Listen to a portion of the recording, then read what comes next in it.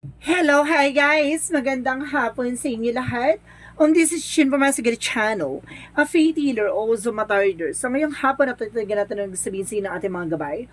This is a weekly gabay for the month of January 11 hanggang January 17 for the sign of Aquarius. So Aquarius, welcome to my channel. Ano kayang messages, advices ng Spirit, guys, ang ating masasagap for today's video? Kanina naman kayang energy or kaganapan sa buhay ng mga Aquarius ang ating mga hagilap. So guys, this reading is a general dig namang hindi lahat makaka-resonate. Kunin lamang pa makaka-relate sa inyo and comment down below kung kaninong energy ang ating nasagap. And of course, don't forget to like and subscribe my channel and notification bell for more videos update. And of course, maraming salamat po sa mga walang sawang pagsuporta sa aking channel, lalo na hindi nag-skip ng ads. Naway pagpalain kayo ng just may kapal, siksik, digdig na guuma po ang biyayang manabalik sa inyo. And of course, maraming salamat po. No? Umpisahan na natin ang totoong laban for the sign of Aquarius.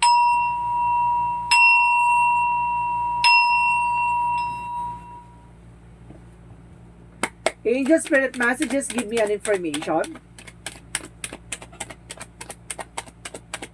So, there's a Four of Swords, there's an intuitions, no? There's a rest. So, kailangan mo rin magpahinga. And of course, para sinasabi dito na there's a Four of Swords by intuitions and inner voice. May mga bagay na kailangan mo pakinggan or kailangan mo rin talaga magdasal, no? Oh my God. So, let's see what is additional messages. Para masagot yung katanungan mo, there's an information na para magkakaroon ka ng mental clarity. And because there's an Empress card for a river. So there's a fertility then. Of course, parang sinasabi dito, ibalik mo yung wangis mo, no? Yung gandang hindi mo inakala. Or some of you guys, if you are kumbaga Aquarius na lalaki, no? Itong Empress card is kumbaga ibalik mo yung kasaganahan ng iyong itsura or kagwapuhan mo. Or either ibalik mo yung charisma mo or so let's see what is additional messages. And because there is an Eight of Swords, kumbaga there's an anxiety and deception. Or sinasabi dito guys na kumbaga hindi ka makakilos, hindi ka makagalaw. No? Kaya nagkakaroon ka ng anxiety and of course para feeling mo, you're feeling exhausted. No? Kumbaga, hindi mo alam yung nangyayari behind your back or something like that. Na kailangan, kumbaga there's a lot of toxicities around you. Additional messages. And of course, guys, there's a King of Cups. So, there's a devoted and supportive person. May tao dito na mahal ka. Yung tao dito ay susuportahan ka. Di ba? Pinangangalagaan ka. Ay. And I guess there is a Nine of Cups. So, there's a wish fulfillment. May mga bagay na unti-unti na matutupad. May mga bagay na maisa sa katuparan na. So, let's see what is additional messages for Angel Spirit Guides. And of course, guys, there's a High Priestess. So, there's an unexpected moment or hidden agenda or hidden enemies. And parang sinasabi dito, guys, parang there's a lot of mystery coming in for you. Maraming misteryoso na parang hindi mo pa nakikita o hindi mo pa natutuklasan something discovery. And of course, there's a Nine of Wands. So, there's a final push, no? Kumbaga, may mga bagay na kailangan mo talagang pagdaanan. There's a step by step. And of course, sinasabi dito, parang sinusubukan ng pananampalata at tiwala mo dito, no? Kailangan mo talagang ipagdasal, no? And of course, there's a the Moon card. So, there's a mystery behind, there's a truth reveal. May revelasyon ka malalaman na may babae dito, no? It's either your person ay may babae or either na may babaeng may inggit sa'yo or may galit sa'yo or something. And because there's a renewal for a dream coming true. Matutupad na yung mga pangarap mo dito. So, let's see what is the Eight of Swords. So, there's a King of Swords. See, stop the pattern, no? Kailangan mo nang putulin yung mga bagay-bagay na alam mong hindi na nagbe-benefits or hindi nagsiserve sa'yo. Alam mo nga, kumbaga, it's a toxic attitude or something, toxic patterns or toxic ways or something like that na kailangan mo nang alisin or i-release. So, let's see what is the King of Cups. So, there's a Two of Pentacles. So, there's a balance. So, kailangan mo maging balance emotional at maging balance sa lahat ng mga ginagawa mo. So, let's see what is the Nine of Cups. And of course, there's the Fool card. So, there's a Leap of Faith. No? Magtiwala ka sa pangarap mo, there's a wishes coming true at sinasabi dito na sinusubukan ng pananampalataya mo at tiwala mo. So, let's see what is the High Priestess. High Priestess represent the Three of Cups. So, there is a third party involved. Na there's a hidden agenda or hidden enemies or something la, kumbaga may tao dito na kumbaga nagbibigay ng dulot sa'yo ng eksena dito na parang there's a third party nga. It's either hidden enemies or hidden agenda. Or there's a third party na tinatago, no? Maaaring matuklasan mo na. Na malalaman mo na yung sino kabit ng asawa mo. Malalaman mo na kung sino kalandian ng asawa mo, ganon. So let's see what is the Four of Swords and the Knight of Wands. So there's a Two of Swords, there's an indecision. May mga bagay ka dito mapagdidesisyonan mo na, no? At kumbaga kailangan mo mag-take ng time to making decision pa rin, no? Kumbaga kailangan mo pag-isipan na because there's a Chariot card, there's an action. So parating na malalaman mo na, no? Kung sino ang kaharutan at kalandian ng person mo. And because there's a Ten of Cups, so there's a happiness. So magkakaroon ka na ng kaligayahan dito. Kumbaga magkakaroon ka ng kumbaga masayang pamilya. And of course, there's a Page of Cups na makinig ka sa intuition, makinig ka sa instinct mo. There's a women's instinct and there's a men's instinct. Kapag kinabahan ka, something like na para kang mayroong kang malalaman na hindi magandang eksena, ganon. Kumbaga may ganong eksena na niloloko ka ng jowa mo o niloloko ka ng asawa mo, niloloko ka ng partner mo. Sige, alamin natin kung there's a cheating or lying. Sige nga. So, there's an Ace of Wands. So, there is a new beginning. So, ibig sabihin dito, the Star card. So, ibig sabihin dito, walang cheating, walang lying naman, no? Ibig sabihin dito, there's a third party. Parang sinasabi dito, magkakaroon ka na ng healing in all aspect pagdating sa mga iniisip mo. No, maaaring nagkakaroon ka ng tamang hinala dito. But, it's, kumbaga, hindi naman siya third party. Like, kumbaga, may humaharot sa jowa mo. Pero, hindi siya parang, parang hindi naman siya nagkakaroon ng feelings na parang normal lang. And because there's a Star card, there's a wish fulfillment, and of course, there's a Ace of Wands for new beginning. So, magkakaroon ka ng bagong eksena kasi magkakaroon ka na ng healing dito sa tamang hinala mo. So, let's see what is the Nine of Cups. And of course, there's a Full card. So, there's a Seven of Cups. There's a lot of illusions or kumbaga confusion, no? Para ka naguguluhan dito, pero sinasabi sa'yo dito, matutuklasan mo na yan. So, let's see what is the High Priestess and the Three of Cups. So, there's a Queen of Cups. So, there's a healing talaga, no? There's a mother figure dito, maaaring ang third party dito ay, kumbaga, it's a mother, kumbaga, or biyanan mo, or ganon. Let's see what is the outcome. Ang outcome is the King of Wands. So, there's a control. So, kailangan mo kontrolin yung emotions mo. Even yourself, no? For practicality and of course, there's for spirituality. Kailangan mo maging balance. And the Eight of Cups. So, may mga bagay na kailangan mong i-let go, no? Or move on. Kasi baka nagdadala sa inyo ng blockages. So, additional messages for career. Sa career naman, there's a Four of Cups. So, there's a re-evaluation or analyze. No, kailangan mong pag-isipan ko anong gusto mong business, anong gusto mong trabaho. No, nang sa ganun, hindi ka lalagapak. And of course, there's a Three of Pentacles. So, about sa trabaho mo, kailangan mong pag-isipan ko ano yung mga bagay-bagay na dapat mong gawin. Or sa negosyo, kung ano yung dapat mong, kumbaga, gawing strategy or something, kailangan mo ng teamwork dito. No? So, let's see what is additional messages for love life.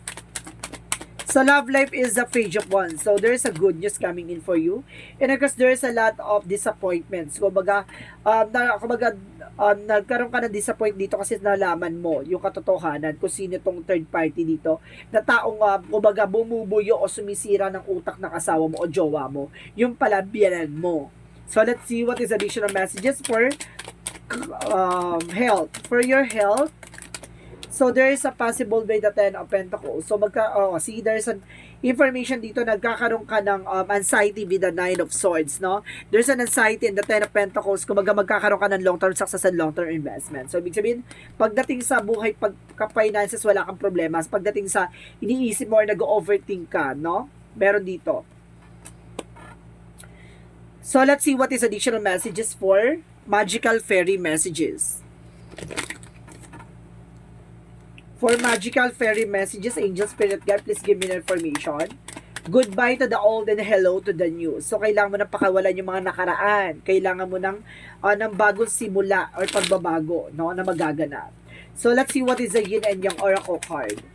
So, there's a fake case. So, ibig sabihin dito, guys, kumbaga mag-ingat ka sa pinaniniwalaan mo or tamang hinala mo, no? Kasi minsan dyan, baka ipay makasira sa'yo. Kasi meron dito nagbabalot kayo na kumbaga kala mo, kumbaga meron ka ng hinala pero hindi pala yun. Tapos, kumbaga meron palang taong talaga sa likod dito yung gumagawa sa'yo ng hindi maganda or something. Kumbaga meron dito third party na nagdudulot ng pagkasira ng inyong relationship, ng inyong mag-asawa, no? Kumbaga itong tao na to, kumbaga gusto nito maghiwalay ka, kumbaga it's a biyanan na babae. And because there is kumbaga may kinalaman ka sa Ace of Earth, Taurus, Virgo, Capricorn. And because there's a Cosmic and purpose. Na kumbaga malalaman mo na yung life purpose mo, no? Ikaw yung bida at yung biyanan mo yung kontrabida. So, let's see what is additional messages for Arcangel Raphael. So, there's an improving health. So, mag-improve na yung health mo. So, hindi ka na masyado maapektuhan. Kasi nakilala mo na kung sino yung, kumbaga, bumubuyo sa asawa mo. O sa jowa mo or sa partner mo. Ang biyanan mong hilaw. So, let's see what is additional messages. And of course, there is a you got the love. So, there is a boundaries. So, kailangan mo mag-set ng boundaries nang sa ganun hindi na ulit maulit yung ganong sulsulan. And of course, there is a star family, no? Sinusupport at ginagabayan daw ang iyong relasyon at iyong pamilya, no? So, let's see what is the energy. Additional messages. So, there is a 6 chakra Arcangel Metatron for surprises. So, maraming kumbaga pagbabago magaganap, no? Shocking news, shocking reveal, and there's a victory. Mananalo ka dito, no? At the end of the time. And of course, there's a 7 chakra Arcangel Uriel about sa finances, no? Tutulungan ka na nating Arcangel Uriel for 7 chakra para gabayan ka about sa finances. So, wala kang problema pagdating sa finances. Problema mo, biyanan mo. Let's see what is additional messages. So, there's a violet for spirituality. So, kailangan mo magdasal, no? Ipagdasal na lang siya. And there's a shielding. So, see, protectionan mo kung ano man yung grounds mo, even your territory. And there's a support by guidance. Sinusuportahan ka ng ating mga gabay. So, let's see what is the love oracle card. For love oracle, for romance angels. Romance angels, it is safe for you to love. So, safe ka daw pag nagmamahal ka. No? Kapag inspired ka, and of course, make the effort. So, kailangan mo na effort. So, kailangan mo magbukod. Baka kasama niyo pa yung biyanan niyo. Kaya ganyan eksena. Diba? Nakikialam. So, let's see what is Arcangel Michael. A favorable outcome. Papabor na sa'yo ang eksena na to, guys. And of course, you and your loved ones are safe. No? Pagdating sa pamilya mo, pagdating sa mahal mo sa buhay, safe naman daw. And of course, keep your eyes on your target and tension. No? Kumbaga, panatiliin mong nasa focus ka, huwag ka pa de-distract dyan. No? Guguluhin kayo niyan para, diba, masira kayo. Ibig sabihin, huwag kang papalose. No? So, let's see what is the chakra messages. For the chakra messages is the gossip. So, see, pinagchichismis ang kati. No, ba? May chismis, may chika. And because there's a faith, no? Dito sinusubukan ng pananampalataya at tiwala mo. Or baka sinasabi dito parang kinukuha ulit yung tiwala mo. Mag-ingat ka na. And because there's an expansion. Palawakin mo ang kaisipan at palawakin mo ang iyong kaalaman. Even your finances and career. Additional messages. Give me an information po. And there's an adversity. Iakasap mo yung challenges. And of course, yun yung mga best na mangyayari sa'yo para matutunan mo yung mga bagay-bagay. Additional messages. And of course, there's a fear. No? Alisin mo yung takot at pangamba mo. No? Baka yun yung nagbibigay ng blockages din. Kaya parang hindi ka makapag-proceed for another eksena. Another messages. Angel Spirit Guides, please give me information. And because there is a leadership, so pamunuan mo or take charge of this situation, diba? Kung hindi ka magtitake ng action, hindi mo pangangalaga at protection ng kung ano man na meron ka, diba? Masisira ka. And there's a nutrition. So, kumbaga, pakainin mo na sa sustansya yan, baka kulang sa aruga, diba? So, kailangan mo na masustansya pang guys for healing work. So, baka ganun yan, nagkakaroon ka na anxiety, so kailangan mo na fruits and vegetables. So, let's see what is the Monsology. You're very close to achieve your goal. Napanakalapit mo na para matupad yung mga pangarap mo. And of course, there's a believe the impossible, no? Maniwala ka lang sa mga bagay na imposible ay posible. And of course, there's a balance spiritual and practicality. So, kailangan mo maging balance, no?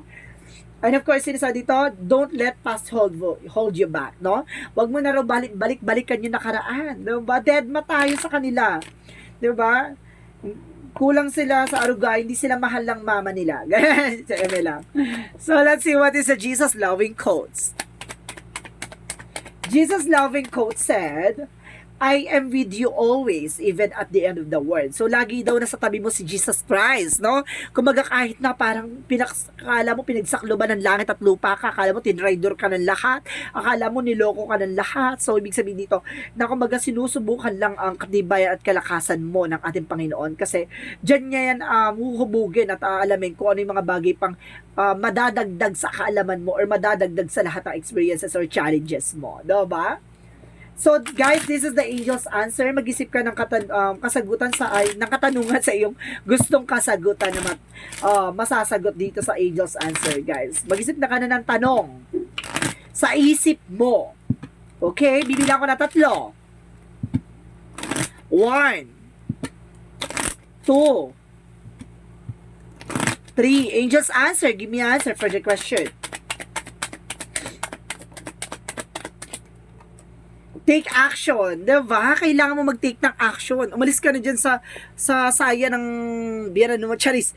Kailangan mo na umalis dyan. Kasi, diba? It's not healthy. And kasi sinasabi dito, there's an opportunity, maraming opportunity na papasok dito. And of course, improving health. Diba? Maalis pa yung stress mo. Maalis pa yung anxieties mo dyan. Diba? So, let's see what is the angel's number. Angel's number represents